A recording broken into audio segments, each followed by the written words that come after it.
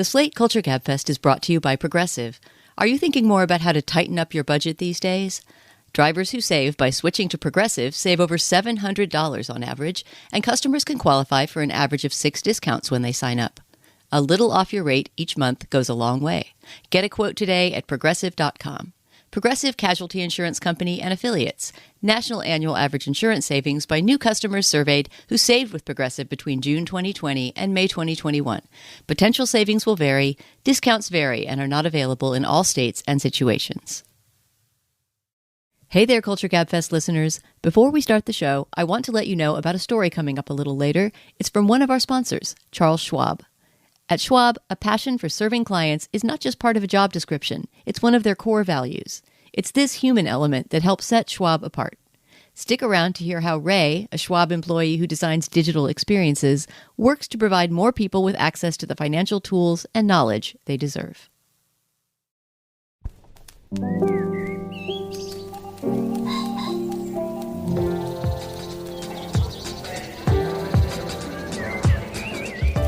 I'm Stephen Metcalf, and this is the Slate Culture Gabfest Avatar, Glorious or Racist Schlock edition. It's Wednesday, December 21st, 2022. On today's show, Avatar, The Way of Water. It's the sequel to the highest grosser of all time, 2009's Avatar. This once again unites writer-director James Cameron with the splendors of CGI to bring us an ecological parable. And, of course, a giant blockbuster. And then Harry and Meghan is the new Netflix streamer about the royal couple. Is it a documentary or a propagandistic vanity project? We will discuss. And finally, in the spirit of the Gabfest trying new tech and being kind of clueless about it, we're going to try Lensa AI, the app that uses AI technology to send your likeness deep into the uncanny valley. Joining me today is Julia Turner, the deputy managing editor of the LA Times. Hey, Julia. Hello, hello. And, of course, Dana Stevens, the film critic for Slate. Hey, Dana. Hey, Steve. I have to say, a lot of rich texts to play with today. I'm very psyched about all three of these topics. Shall we dig in? Shall we make a show? Yes, indeed. All right. Well, James Cameron, of course, he's the writer-director. He made the Terminator series, beginning with Terminator, in my estimation, one of the truly great Hollywood movies ever made, that launched Arnold. He later made Titanic, I think, for a while. Owned the top all-time box office spot, a whopping commercial success, and I think largely a critical one, too. Incredibly, he then topped himself. At the original Avatar, improbable project in every way. It was pioneering in its use of technology and motion capture and CGI. It created this weird, uncanny humanoid race that a lot of people found bizarrely off-putting, smarmy, creepy. I mean, all kinds of things. And it was kind of an indictment of the entire human race in a way. And yet it grossed $2 billion. It was unstoppable commercially. It was the highest grossing movie until the last Avengers film, but then it knocked that off again last year due to a re-release in China. I mean, just this juggernaut.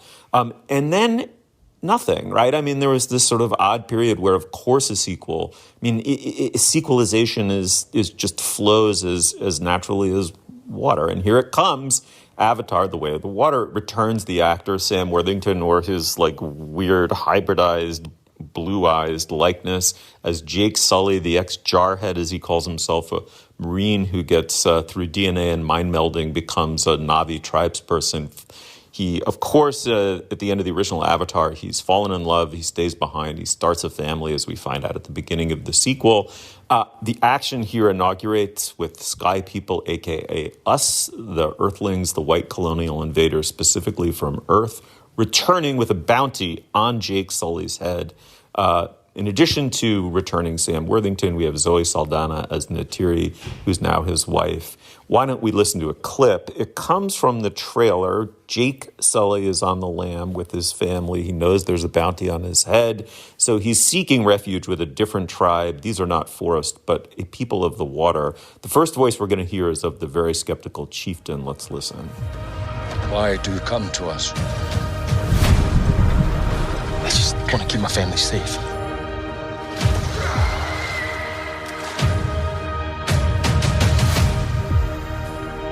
Treat them as our brothers and sisters. Teach them our ways. Keep up for us, boy! If you want to live here, you have to ride. Let's do it.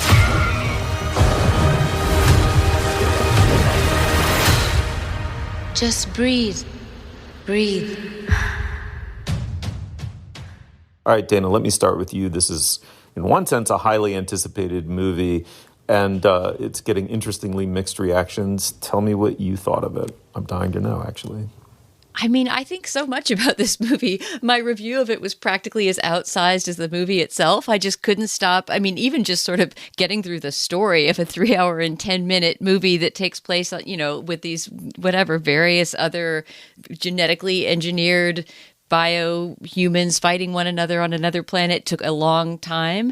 And I'm still kind of processing my feelings about Avatar. But I have to say that in both cases, both Avatar movies, that is, even though I spent large portions of the running time thinking, boy, this is weird and hokey and self-indulgent and corny and over the top, the fact is that these movies are overwhelmingly beautiful and are these sensory onslaughts that while you're experiencing them feel irresistible. In that sense, I guess they could be said to be like rides or like games or the various things they've been compared to that aren't regular narrative feature films. And it's just strange for me to have a movie that what I love about it is not the characters or the story or the dialogue, but somehow the world, just the sensory world that it establishes. But I think that has been true of both Avatar movies and all the more so of this one, both because of technical advances since the last one and just because of James Cameron's evident love for water and for the ocean. And, there his biography starts to come in too. And the fact that, as is often written about in reviews of this new movie, that he has his own way of water mysticism, right? He had constructed this special one-person submarine so that he could descend the Mariana Trench, the deepest place in the ocean floor, and, spent some of his earnings from the first Avatar doing actual real-world sea exploration. And his passion for that and for marine life and his just kind of earnest, corny belief in ocean environmentalism is, I think, a huge selling point for this movie. And we'll get to the whales, which I think are the best part of this movie, the strange whales of the planet Pandora. But yeah, I think that if you enjoy a sensory enveloping experience in the theater, that you should peel away some of your cynicism and go see Avatar, because even though it is based on a previously existing property, and that property is, as you said, the highest grossing movie of all time, there's something almost indie about how original his vision is and how passionate he is about it. And there's nothing that feels phoned in or rote about this movie. I'll stop there, but I have lots more to say in the course of this conversation. Oh, interesting. Julia, nothing phoned in or rote, a rich and original vision disguised as a giant blockbuster. What do you make of that? This movie really, really bummed me out. I don't know if it bummed me out. It is perhaps a victim of my expectations about my expectations, which maybe isn't James Cameron's fault. But I think, his shtick, not just for me, is that he goes all in making something that people are like, really? You're going to do what? People made fun of Titanic before it came out. Like, he spent how much? He sunk a ship but what? People have been skeptical of his endeavors for a long time. And I appreciate his commitment to his vision. And Titanic was an amazing spectacle and a great thing to watch. And I went into the first Avatar probably for this show in 2009 thinking, I don't want to see this, and coming out thinking, whoa, that's not like anything I've ever seen before. And I remember seeing the trailer for this and thinking like, ugh, damn it, I have no desire to see that, but I can tell from the crispness of the visuals that it's going to feel like a leap forward in filmmaking and remind me that so much of the CGI that we see in other films right now is not really groundbreaking or up to snuff, and it's kind of filler. And then it just didn't look that new to me. And it also seemed like it had a real case of too big to edit syndrome. I mean, I'm going to very, very mildly spoil. If you want to be truly unspoiled, you can skip this part. But it's really more just about the way this film fits into the hypothetical structure of the, is it a trilogy or is it going to be 5? Which I guess how many of us go pay and see this will determine. But essentially, the whole movie is the beat where the warrior's like, I don't know if I should fight for justice. I just want to protect my family, which usually is dispensed with in a 8 to 12 minute sequence in the first third of the film. And then the warrior's like, I better fight for justice. But this whole 3+ hour movie is him learning that one 8-minute lesson. And then literally the last line of the movie is like, come on back for the sequel, which makes you feel like you've sat there for 3 hours to watch a trailer for a movie that's coming out in 2024. And I was furious coming out of it, just furious about how high on its own supply this movie seemed. Yeah, so here's how totally fresh I came to this franchise is Saturday night, I think. I sat in front of a fireplace, flipped open my laptop, and paid $4 to Amazon Prime and watched Avatar for the first time. And within 10 seconds, I was appropriately blown away from it, even at this late date. And part of the reason is the filmmaker I most admire of the many James Camerons we've encountered over the 20, 30 years he's been making pictures remains the first Terminator film, which I just think is a brilliant genre and action picture. And then the repurposing of Arnold as a hero in the second one is brilliantly done. I think that is a great blockbuster. I think there was so much cleverness in the screenwriting of both of those movies. I really admire Cameron for them. And I was shocked to discover that filmmaker, who I thought had really disappeared in the overblown, sickly idiocy of Titanic, it kind of reappeared in Avatar, because that movie is fascinatingly about, it's the relationship between this jarhead, right? I mean, I get all the problems with it, and we'll get to those, but just as a genre conceit that you're beaming this guy's consciousness into this form, and how that plays out simply as a suspense MacGuffin and a sci-fi MacGuffin was really well done. And I was like, okay, I'm in the presence of the master that I originally fell in love with that Terminator movie. And so that I just was, now all of the problems immediately hit you, right? I was like, at the same time, I was admiring the clockwork rhythms of a terrific and original blockbuster. I was also, it's like, is this the most racist movie or the most woke movie I've ever seen? Or is it like a cake and eat it too cop-out extravaganza? I just couldn't quite make up my mind. And part of it was it's sort of trying to get at the relationship between toxic masculinity and a dying planet, right? And colonialism. And at least it's trying to heave those into the consciousness of your average blockbuster ticket buyer. And then it's in this film that balance, Dana, for me was totally lost between the sort of genre tightness and brilliance of it and originality of it with this larger message. And all of a sudden, because what are the 2 worst refuges you can take once you've decided to think critically about toxic masculinity, colonial exploitation, and ecological disaster, right? The white savior complex is the perpetual danger. I mean, he is a white male filmmaker. And Gaia Wu, for lack of a better expression, the idea that and of course these two things are bound up in one another, the idea that these native people exist in a primitive state and therefore pre-technological state, and therefore are somehow closer to the Gaia mind, the networked Gaia intelligence of the holistic ecosystem, right? The whole ecology of the planet, right? Which is in its way a beautiful idea, but it's entirely a white colonial projection onto non-European, non-industrial peoples. And in this one, I just thought it really, really became pompous and in some ways, the very thing that it's attempting to deconstruct and critique. Anyway, Dana, defend this movie. I mean, one thing I will say is that I think if that critique can be made, the critique that the movie itself is an exercise in colonialism, it can be made every bit as much of the first as of the second, and maybe more so because the Sam Worthington's character Jake Scully is at this point has fully incorporated himself into his avatar body, right? I mean, he can't really be seen as a white savior anymore because now he's a blue people among the other blue people who meet up with the teal people. I mean, obviously race is in a strange area of suspension when you're talking about this movie, and it all becomes very allegorical and vague.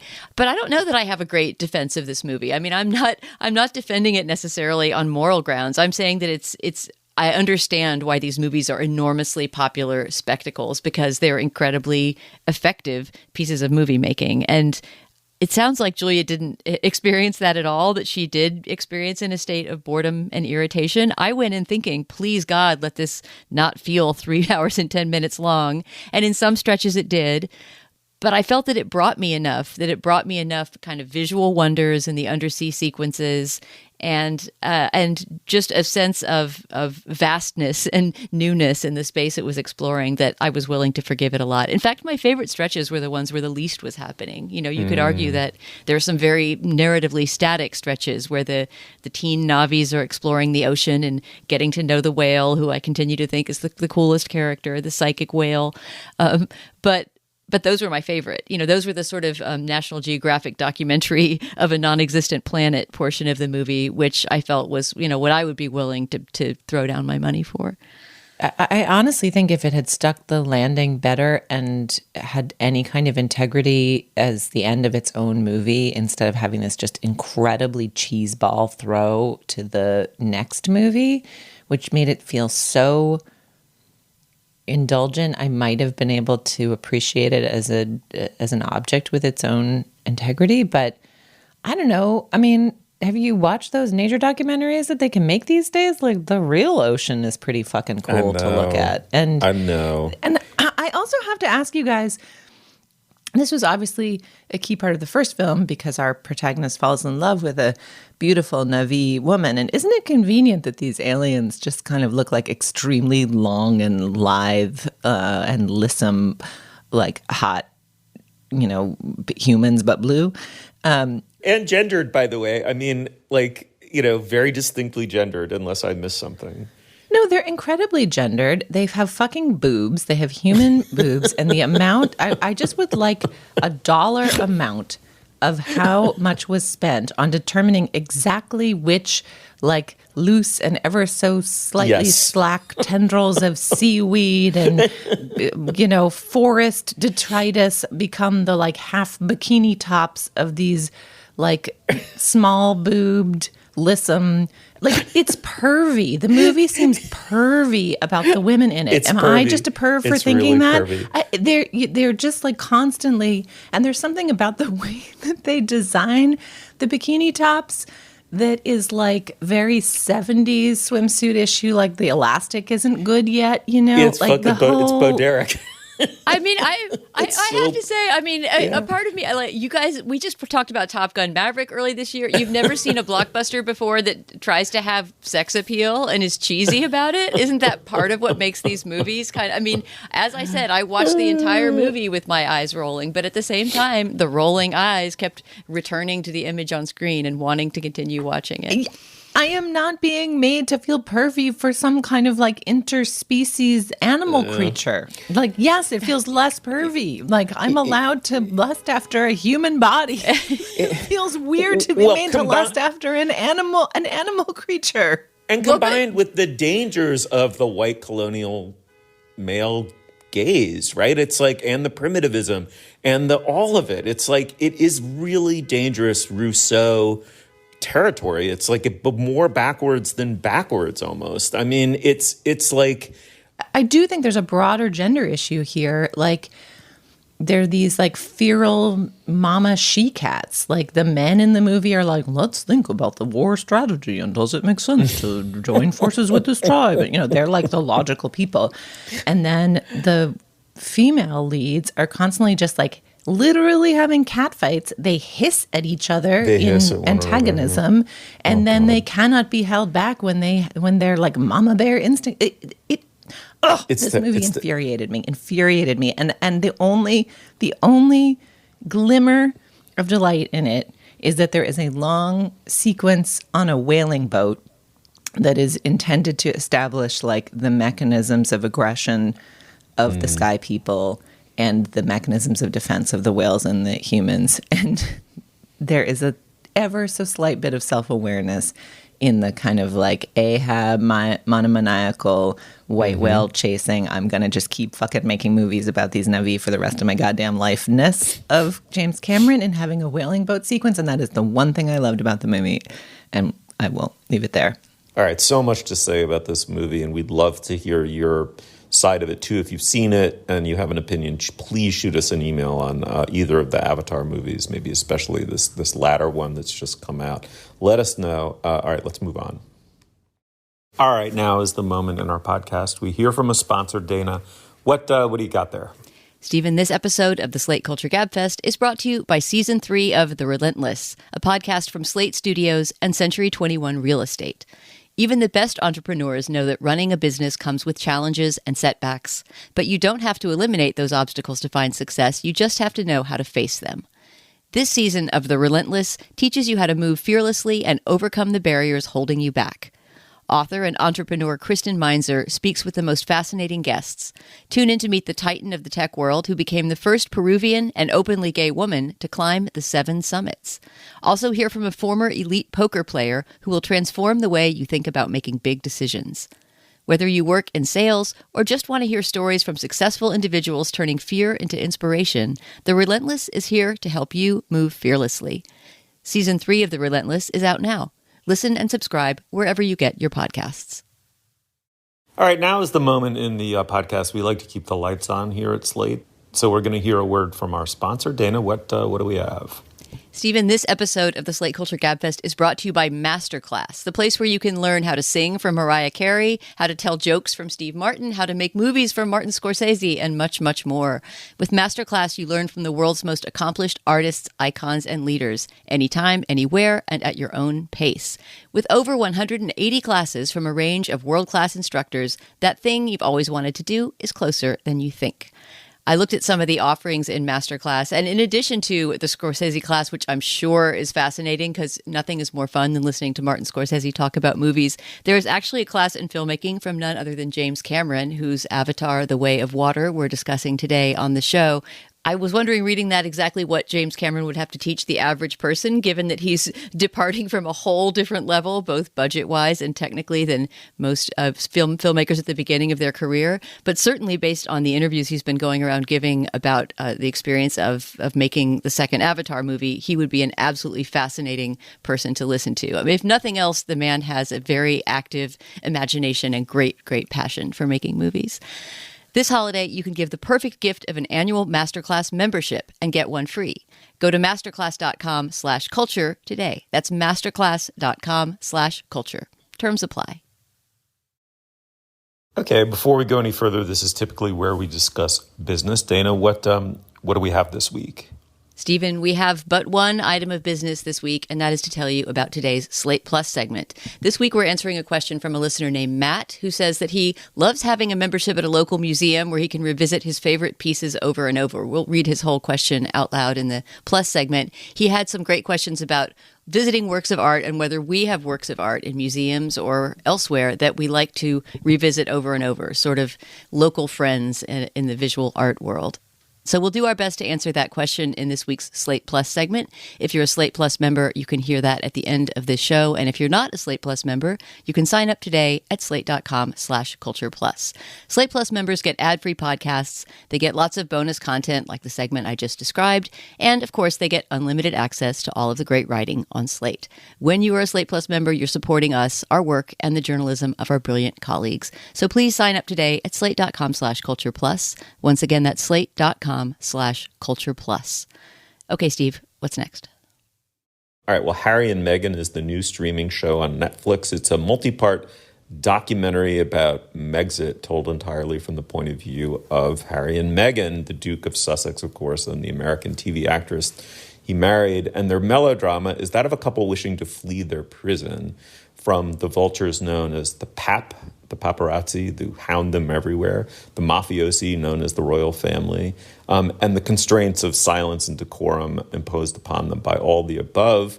The show's been criticized for being told entirely from their perspective. They're, of course, executive producers on it. In the clip we're about to hear, you'll hear from both of them. They're explaining, Harry and Meghan, why they've decided to make this series. Let's listen.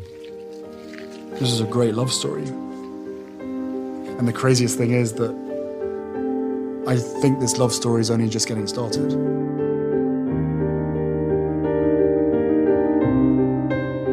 You know, she sacrificed everything that she ever knew, the freedom that she had, to join me in my world.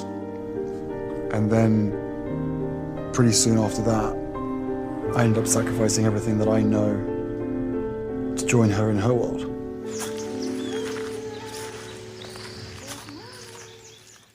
I'm not going to say that it's comfortable, but when you feel like people haven't gotten any sense of who you are for so long, it's really nice to just be able to have the opportunity to let people have a bit more of a glimpse into what's happened and also who we are. Okay, Julia, let me start with you. I sort of somewhat downplayed it in my intros. How much backlash this documentary has inspired? Most of the stuff printed about it, critics have come in hard. They find it mawkish, self-serving, on and on. What did you make of it? I'm very curious. Oh, I ate it up. I mean, it's fun to get the inside view of a tabloid shitstorm. And it's fun to tangle with, you know, a version of their story that is very much theirs. Like all of their friends come in and sit down and describe it. They make pretty serious accusations against Will, against Charles. And the documentary has a blanket. The royals refuse to comment. You know, it is propaganda. It's a lengthy propaganda doc that is their view of their story. But I found it both revealing and moving. I mean, people can reveal themselves in the stories they are intentionally shaping and trying to tell, just as much as they can be revealed by, you know, a rigorous, more credible journalistic endeavor. And, you know, I mean, there's definitely an irony to it of producing your multi-part Netflix doc and being like, it is so awful how much attention people were paying to us. If they would just stop looking at us. It's like, guys, what? You know, that obvious ridiculousness also kind of undermines the seriousness of the endeavor. But, you know, I found it moving to hear with more detail than in the Oprah interview, both the promise of Meghan as a royal and what it might mean about the evolution of that institution and its relationship to people of color within the British Commonwealth countries and, you know, just relationship to modern womanhood and moving. I mean, you know, I guess you can go tiny violins on them, but it does seem like it was super hard. And it's interesting to hear them processing it. Dana, did a tiny violin string section start going in your head while you watched this? Did you feel the slight tingle of nausea in the back of your throat? Did you eat it up with a spoon? Where'd you land on this? I mean, I feel like I have to refer to our earlier segment on Avatar and push back on anyone saying they were bored with the 3 hours and 10 minutes of underwater exploration, yet oh so anxious to sit down and watch 6 hours of unbelievably padded WhatsApp exchanges between Harry and Meghan. I mean, here, I'll just lay my cards on the line. Usually when we vote on a topic for this show, my attitude is sort of like, oh, I'm open to persuasion. Let's talk about, all these things seem interesting. I don't know. This week I seem to remember clearly saying, my vote is no. I do not want to talk about Harry and Meghan. I mean, for God's sake, when the Queen died earlier this year, it was months. I feel like it was 6 weeks of coverage of the royals, and I just have nothing left to say. And I felt so hard that this was a piece of self-propaganda. Yes, of course, their story is interesting. Not every romance has the angle of, a prince courting this, American actress who then leave the royalty. But we as a culture and we as a podcast have talked about it so much that I resented every moment that they wanted to capture more of my attention for what, for the vast majority of the running time, is a pretty banal love story. Like, the most of the first episode is about their first date, for God's sake.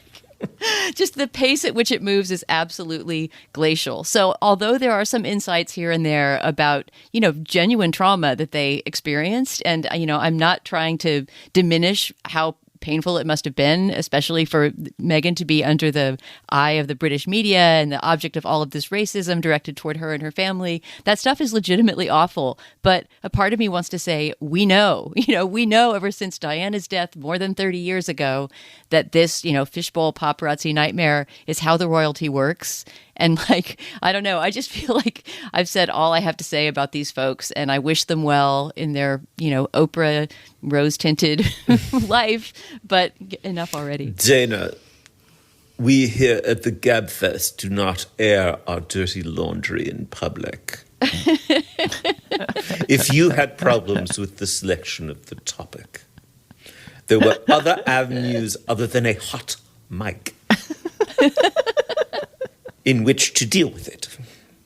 All right, Steve, you got to break the tie. You were a surprising vote for discussing this in the previously mentioned programming discussion. So tell us why you were interested and what you made of it.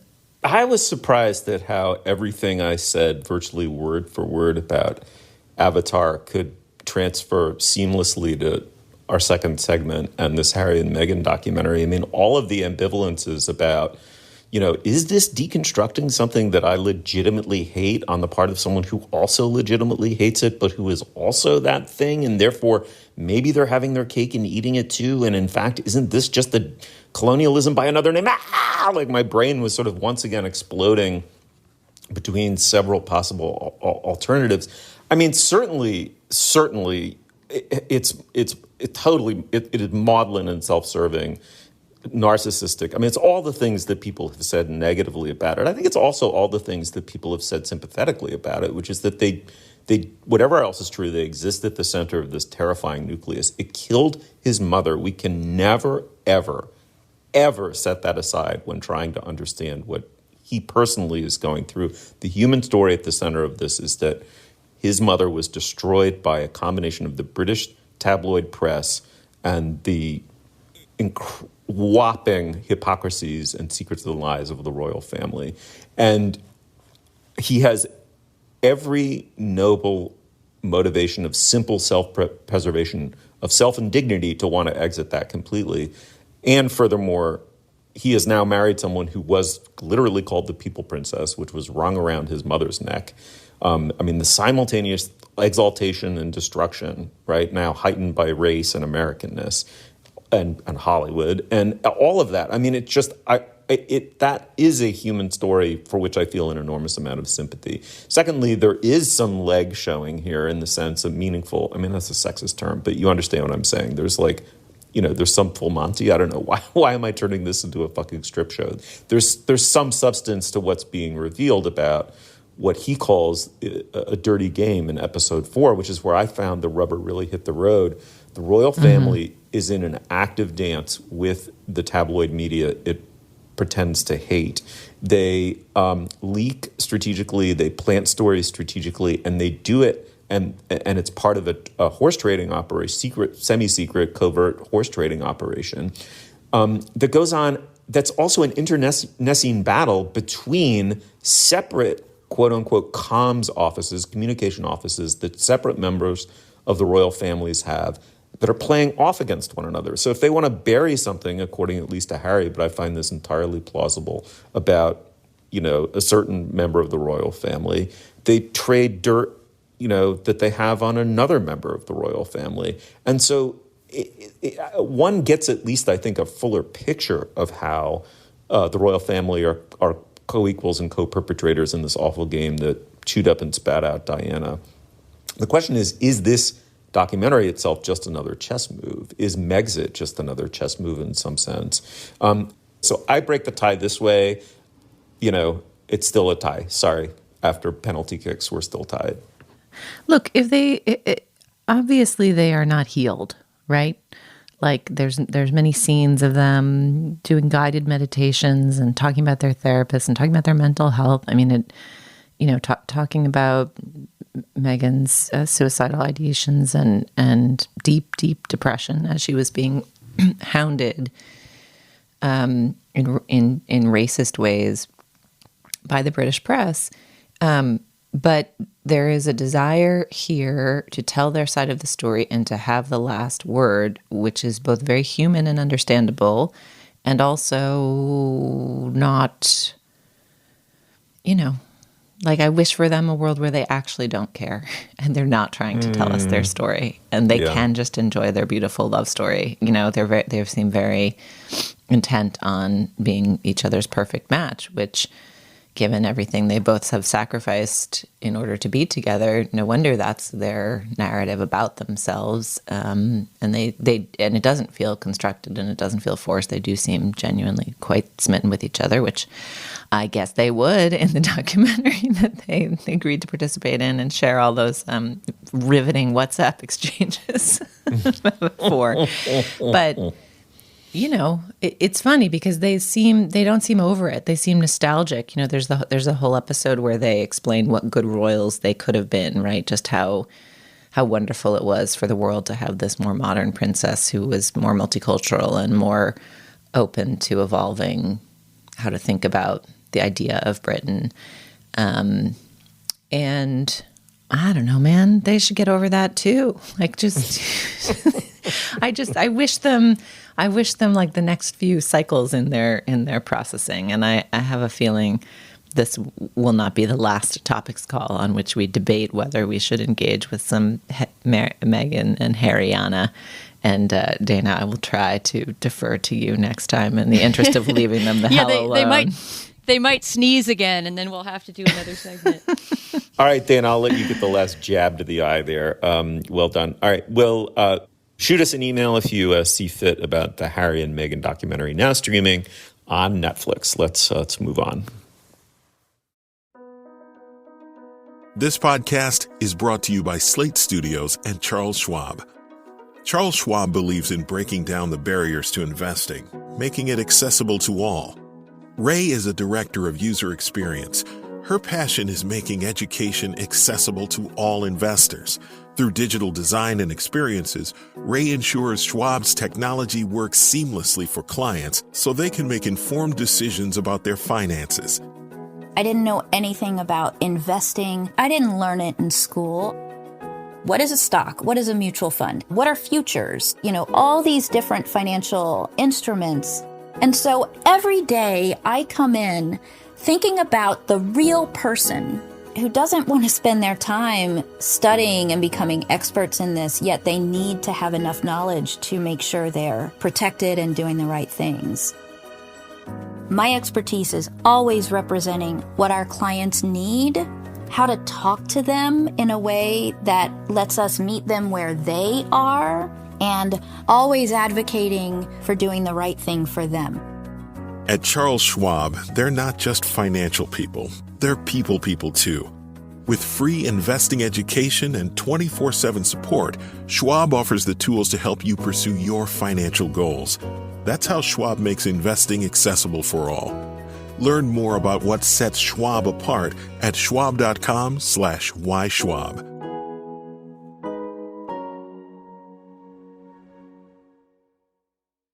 This episode is brought to you by Best Buy.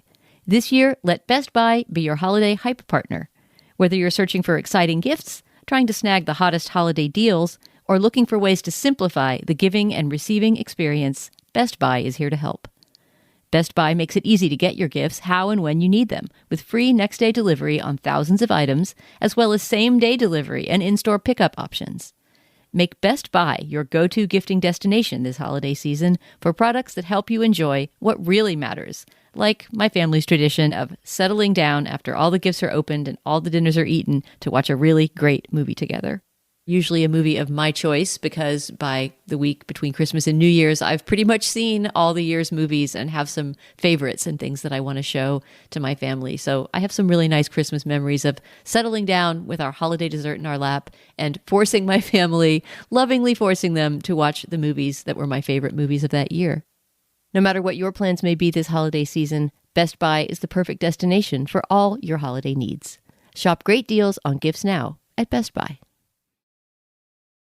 All right, Lensa AI is an app. It allows you, what you do is you basically take a selfie and you upload it to Lensa, and then an artificial intelligence image generator uses AI woo-woo to convert it into a kind of magic avatar or, a digitally enhanced photo through the powers of digital morphology. Dana, let me start with you. Many times over the course of the history of this show, the three of us have trifled with technology only to walk away baffled. But this one's kind of weird and funny. What's going on here? I mean, there's a lot to talk about here beyond just how cool it is to generate a very flattering portrait of yourself. But on the most basic level, I think the popularity of this app, which I think was the number one, has just been at the very top of sales in the Apple App Store since last month when it was released. I think a huge part of that popularity is just that, who doesn't want some sort of iridescent fairy anime version of themselves, to pop into their little avatar squares on their various social medias. There's one thing that's, I think, slightly inaccurate about the way you describe the way Lensa works, and I would love to know more technically about how this happens, but it isn't just one-to-one picture conversion, right? You don't just submit a picture and get a sort of glow-up version of that picture. You have to submit at least 10, I believe it is, and so there's a kind of composite face that's happening that then gets cast into all these different, scenarios, like you've got a Santa hat on, and you're from a slightly different angle, and it's not necessarily reproducing the pose that you sent as much as, I guess, right, learning the architecture of your face and casting it in these different scenarios. And this is not probably something that I would have done were we not talking about it for this segment, but I was pleased to have an excuse to do it because it's fun both to see what the AI does with that information, that data about your face, and to kind of, experience yourself as a fantasy anime avatar, which as a person who doesn't do gaming or role-playing games or, or watch a lot of anime, that's not a fantasy space that I usually inhabit. And it was really a window onto the appeal of kind of digital cosplay for me. But since we were just talking about the what was to Julia the creepiness of the avatars, the blue people in Avatar, and the way that they both do and don't resemble human bodies and seem to be sort of lengthened and lissomized and beautified, there's something of that going on with the Lensa app as well. I mean, I would not personally actually put one of these extremely flattering pictures of myself on a social media platform. I might share them with friends, or put them in some sort of jokey Christmas card or something like that. But I would not want to be represented by this app because of what it represents for art and artists. I actually, and this is somewhat unusual for Gabfest topics, heard some people talking about this on the train the other day. A bunch of young women across from me on the subway were talking about, I believe it was Lensa. They were talking about a popular new AI app and the portraits it generated. And even though they were much more of the kind of selfie generation than I am, all of them to a one were saying, oh, I wouldn't do that. I wouldn't want to do it because I don't like what it does to artists and to art, and the fact that it is, essentially sort of, at least theoretically, putting actual portrait painters out of work because you've got an app to do it for you. Yeah, I mean, I think the objection is that what the app is doing is not photoshopping your pictures. It's like ingesting your photos, learning your face, and then drawing your face in a number of styles based on what it's learned about those styles. But there's this other invisible part of its technology where, just as it is ingesting the 12 or 20 photos you upload, it's ingesting like cosmic style art or stylish style art. And, I think the critique is that there's not a ton of transparency in the app about whose art was ingested to teach the AI to make you look like a fairy princess or make you look like an anime figure or, give you a gloss of pop art. And I think the presumption, assumption, accusation, criticism is that there's a lot of uncompensated artists who are on the, whose work was sort of fed into the chipper of this app and then is spit back out at us looking like Santa. In one case, for me, Santa with 2 pom-poms and slightly asymmetrical eyes. So, Steve, what did Lensa do to you? Can we talk about some of your portraiture? Well, absolutely we can. I mean, it's hard to say because did I fool AI? Did I just beat Deep Blue at chess? Because I fed it in the initial round of 10 that they're going to then shoot through the supercomputing program. Those are all supposed to be of me, correct? Those initial first 10 in order for them to have multiple data points. Well, those, I believe, initial 10 were photos of both me and my daughters because, of course, I didn't grok the concept of the basic concept of the app. And we have similar enough facial structures that it seems to have amalgamated all of us. So there are some other ones here in which I'm gendered completely differently. And here's one that's just me and my daughter. I'm about to add one that's just me and my daughter turn into this wonderful hybrid. That explains, Steve, why your pictures look far less like you than Julia's and mine look like me. I mean, ours are kind of absurdly flattering in the style that I was talking about, but our facial features are recognizable, whereas you are just this very odd figure from a Soviet propaganda poster.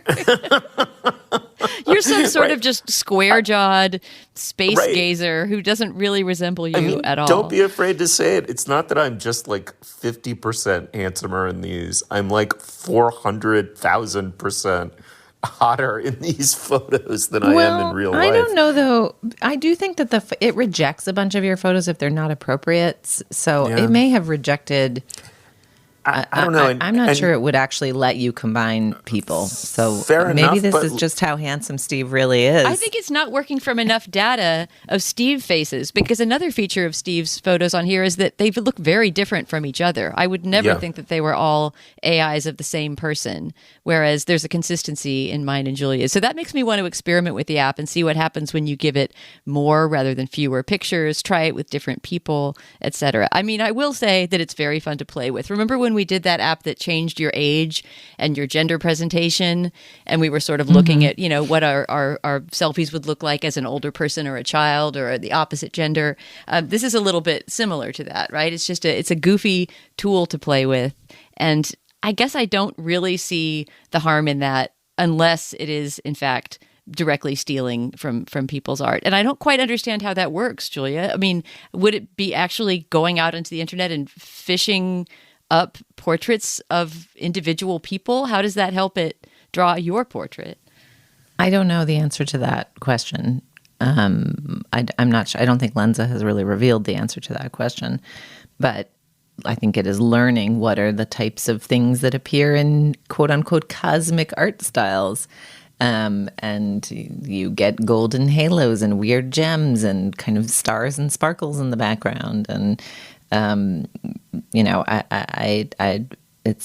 speculating, but that is the critique, is that it's sort of absorbing the work of actual artists in teaching its computer to produce art in different styles.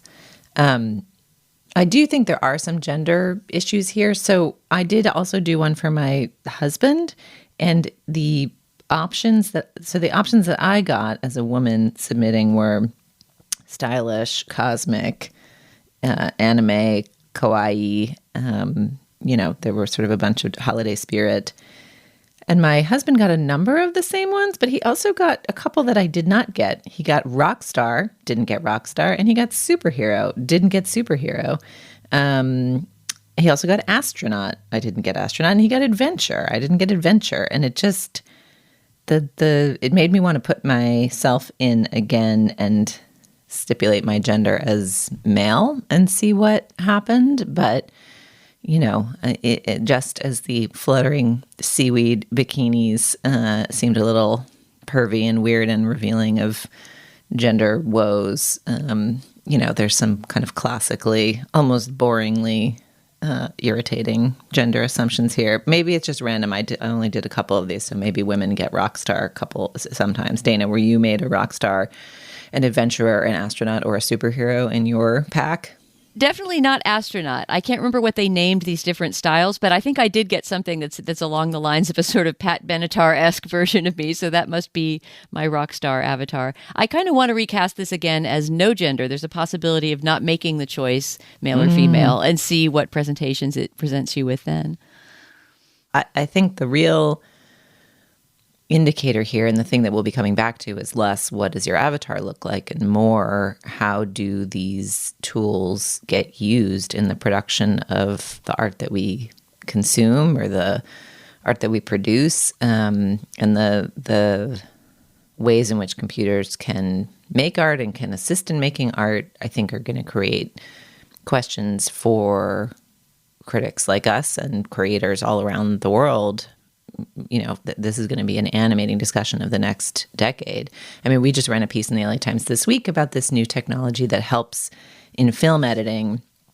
For years and years and years, if you don't quite have the actor saying the right face while they say the right thing, you got to cut around it, or you got to cut away, or suddenly you're looking at a potted plant while someone comes in and ADRs the line that you need. And if you get a little savvy about filmmaking and television making, you can begin to see where they've had to cut in somebody's voice after the fact, saying the thing that makes the whole scene make sense. And you can sometimes even hear the slightly different quality of the audio in that if they're not careful.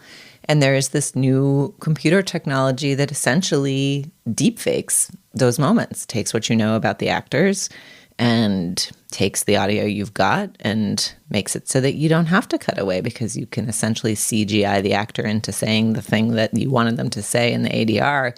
And the folks who are working with this tool are delighted by it. And it solves a lot of problems in the editing room. How actors feel is more complicated, and what it suggests about how films will get made next is kind of wide open country and a little bit confusing. All right, well, we'll keep an eye on all of the above. I agree. Like Harry and Meghan, it's one of those subjects we're inevitably going to return to. All right, well, Lensa AI, check it out. We had fun with it, if nothing else. Let's move on. Reboot your credit card with Apple Card. Apple Card is the credit card created by Apple. It gives you unlimited cash back every day on every purchase, up to 3%.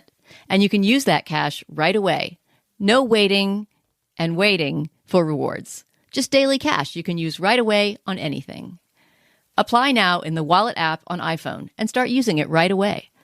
Subject to credit approval, daily cash is available via an Apple Cash card or as a statement credit. See Apple Card customer agreement for terms and conditions. Apple Cash card is issued by Green Dot Bank, member FDIC. All right, now is the moment in our podcast when we endorse Dana. What do you have? Stephen, I'm going to give a local endorsement, but not for the location in which I live, for the one where I was visiting last week, which was Berkeley, California, my longtime home where I went to grad school. There's a place there I've wanted to visit for years with a friend, and first because of not being able to strike the hours when it was open, and then because of COVID and not traveling. It's been actual probable 5 years that I've been trying to visit this place in Berkeley with a good friend. We finally made it, and it's such a cool place. I just have to endorse it and hope that some people, Bay Area listeners or people who are visiting the Bay Area, will visit it. It's called the Aftel Archive of Curious Scents, and it's a little tiny perfume museum in North Berkeley. It's very close to Chez Panisse, actually. So if you wanted to have a very luxurious afternoon, you could have lunch there and then waft over to the perfume archive. It's run by this woman, Mandy Aftel, who is a perfumier and a writer on scent. She's written, I think, 5 books about the history and creation of fragrance. And the entire thing. It's just one room, one narrow room that is really her collection, her family's private collection of perfume-related artifacts and essences. So there are things like a little case of ambergris chunks, from various whales over the centuries. There's lots of samples of things to smell and take away samples of with you. There are, taxidermied civet cats and beavers and other animals that have lent their essences to perfume over the decades. And most of all, there's just Mandy Aftel, who is this walking archive on the history of scent. And you can sort of ask her anything about the stuff in her collection, which also includes, this was really exciting for me for non-perfume related reasons, the oldest book I've ever touched, an herbalist's manual from England from 1595. That's just right there with a magnifying glass. And if you put a pair of gloves on, you can look through the book and handle it. And that was really exciting. Anyway, you have to make a reservation at this place and, tell them exactly when you're coming. But it is so worth the price of admission to spend an afternoon at the Aftel Archive of Curious Scents in Berkeley. That sounds amazing. Julia, what do you have? I am going to endorse an Instagram comedian called Front Porch Dad.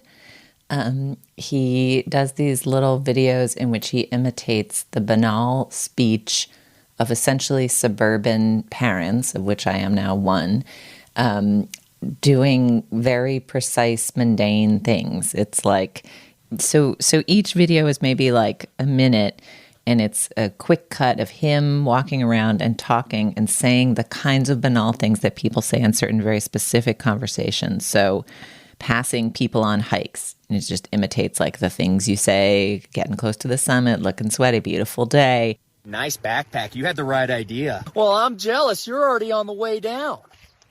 My favorite is people talking about changes they would make to random houses. And it just imagines you like on a walk around your cul-de-sac being like, if you took down that wall, like they got to put a nice tree in this corner. Gosh, you could turn this whole back house into a rental. String lights. Seems like a lot of wasted space. Shame they're not using that little front porch area. I would have to do something with this. There's something about the ear that he has and the observation that he has of sort of like filler talk, nothing talk, that I haven't quite seen scrutinized in this way. And it just makes me laugh. It's like a very specific, funny parody that is both like knowing and critical, but also kind of appreciative. Like there's a warmth to it. I don't know. These are making me laugh and making comedy out of life's conversational filler in a very sharply observed way. So it's Front Porch Dad. I've been following him on Instagram. I think he puts them all over. I think they're on TikTok and Twitter and Facebook and wherever the heck you want to watch a guy making internet comedy. But I would particularly point you to people talking about changes they would make to random houses. That sounds great. I cannot wait to check it out. All right. My endorsement is sort of a follow-up on a segment we did on the documentary about Paul Newman and Joanne Woodward, which was based on a lot of archival material. But one source was this extraordinary trove of interviews that Newman had given to the screenwriter Stuart Stern with an eye towards compiling it into a really definitive biography. It never got written. Those documents disappeared. They were recently discovered by a family member in an attic or a garage or something, and they've now been compiled and published as a book. This is something separate from the documentary made by the actor Ethan Hawke that we discussed. There's a review of the book by Simon Callow, the English actor and writer and thespian and just all-around sort of Renaissance man. I mean, he's really a remarkable writer of review essays, among many other things. This is a beautifully done review essay called Old Blue Eyes by Simon Callow in the New York Review of Books. And I'm not going to quote Callow's writing, which is extraordinary, but two things that he quotes give some of its flavor that I thought was wonderful, because sort of trying to get at this man who is mysterious both as a human being, he claims over and over again and very eloquently in these interviews how he's such a mystery to himself and trying to get at why, but also as an artist and as a performer and as an actor. I mean, and the confusion Callow gets at so deftly and so brilliant. He quotes Martin Scorsese, who, when asked about Newman, said, "The history of movies without Paul Newman, ? It's unthinkable.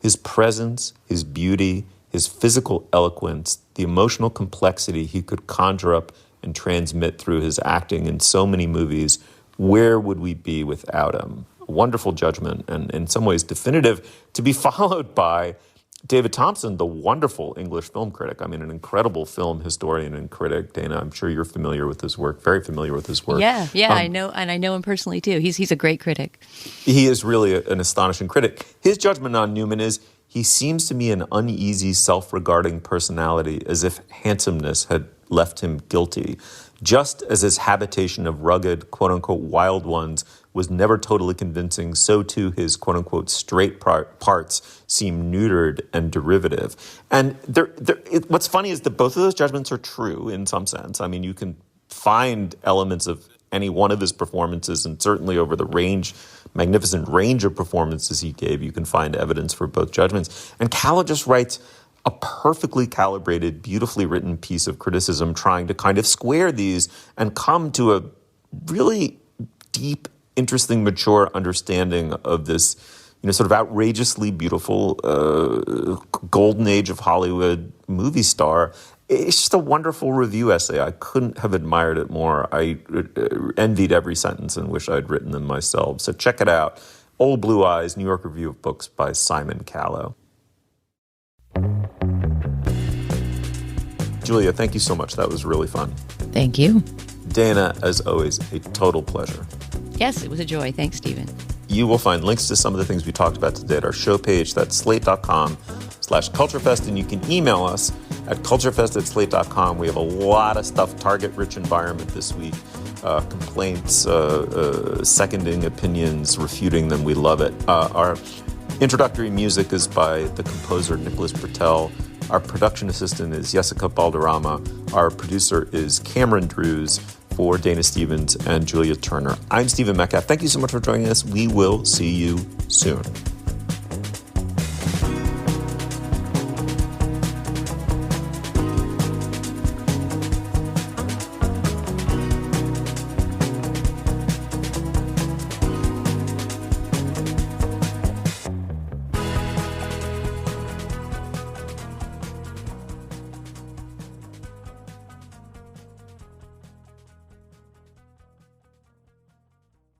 This episode is presented by Best Buy.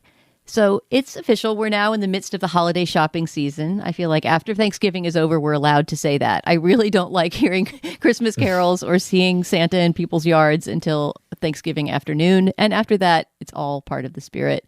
That also means it's time to start thinking about getting gifts for our friends, our family, and loved ones, and thinking about gifts that we might want to receive. Steve, I have a very general question for you about gift giving. How does your family approach presents during the holiday season? And do you have any traditions related to gift giving that come up every year? So it's funny. I grew up in a family where it was I only realized later it was a very odd philosophy of gift giving, which is that at Thanksgiving with my extended family, my mother and my aunt would sort of trade long lists, derived directly from the testimonials of the children and others about what to get. So there was sort of asking for XYZ and receiving XYZ. And there was, believe me, nothing lavish about any of that. So it wasn't like you asked for a pony, you got a pony. It wasn't that. It was like you kind of knew to ask for a pair of socks, a book, and something else, right? And so it was very weirdly automated, and sort of surprise and thoughtfulness, I guess, was downplayed. And so as with all of my nuclear family creation and parenting, I've massively overcompensated to the other extreme now. And so it's kind of this winging it free-for-all where you make up for a total lack of forethought and planning with thoughtfulness and deep feeling and kind of hit and miss, but the hits are amazing. And the misses live on in family lore practically forever. But I would say that is if it could be dignified with the word philosophy, I'd be impressed by that philosopher and want to read her collected works. But let's call it a philosophy of gift giving, but it results in a lot of joy and amusement and in the moment, spontaneous expressions of affection. So I think it works. There's also, by the way, my kids saying, I want a friggin' pony, Daddy. And I go and buy them the friggin' pony. So What about you, Dana? I'm curious. I mean, I guess it is kind of chaos reigns. Usually my daughter, who is an only child, gets one big gift, and it's usually her grandparents that give it to her because it's something that we either can't afford or don't want her to have because it's too lavish. So that's her one lavish thing. But our gift giving as a family, just the three of us at home, and it usually is just the three of us on Christmas morning, is pretty humble. Like, actually, what we've kind of come around to is that the most important gifts we give each other are homemade. They're crafty, and that is in part because my kid's dad, my partner, is a big maker of things, and he's very, very hard to shop for. He's one of those people who there just isn't anything in a store that feels right for him. I mean, Steve, you know him. You kind of can see how that's true, right? He's somebody who it's so much more meaningful and fun for him to get a drawing that you made, or some sort of crafty thing or some sort of odd found object that reminds you of him than to just go into a store and try to find the essence of him there. That doesn't mean, of course, that we don't shop for gifts, because all that crafting involves a lot of, heading out to get the materials for crafting. But actually, just yesterday, I was consulting with my daughter, who's now 16, about what various drawing things and glues and things like that she needs to make the stuff she needs to make for her dad, which is usually some sort of illustrated in-joke. It's her turning some sort of ongoing dad-daughter, corny teasing theme into a visual representation. So that's usually a big fun part of Christmas morning for us. All right, Steve. Well, we've talked now about our generous gestures towards others. Let's do a round on what you selfishly want for Christmas this year. Is there anything over the holidays that you're hoping your family or somebody else presents you with? I definitely have a cogent philosophy as a gift receiver, which is that thing that you'd be reluctant to buy for yourself, but actually secretly or not so secretly really, really want. And so this year, it tends to be like, this is how nerdy I am, like books from academic presses.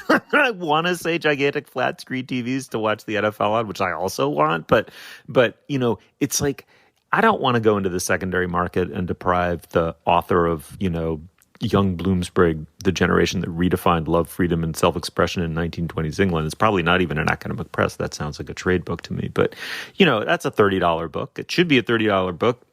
For everyone to get properly paid. We should pay $30 for it. But it's just like clicking that button doesn't really happen. But asking for it and reading it greedily and taking notes in the margins, that's what I'm going to do this year. What about you, Dana? Well, in response to that, let me just say that as someone whose book retails for $30, I hope a lot of people this holiday season get over that resistance and buy it. Am I getting is there anything in particular I want? This is a tough year for me to say that I want something new, because I'm in the midst of this giant excavation of everything that I own and an attempt to make my workspace and home less cluttered by getting rid of as many things as possible. So it's hard for me to think of a durable good that I really want this year.